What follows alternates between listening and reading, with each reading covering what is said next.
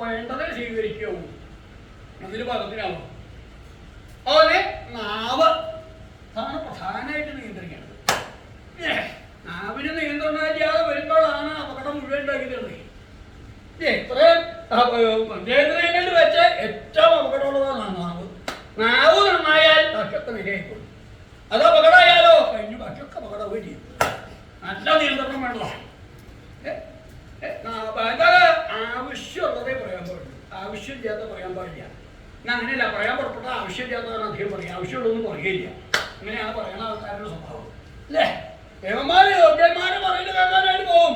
കേട്ടോ, പറയുന്ന വിഷയം എന്താ വിഷയമില്ല, ഇതിനെ കുറിച്ച് മാത്രം പറയില്ല, ബാക്കിയൊക്കെ പറയും. അതല്ല വേണ്ടത്. ആ വേണ്ടത് മാത്രം പറയാം, ആവശ്യമുള്ളത് മാത്രം പറയുക, ആവശ്യമില്ലാത്ത പറയാണ്ടിരിക്കുക. അതാണ്. അതുപോലെ സ്വാതറിയ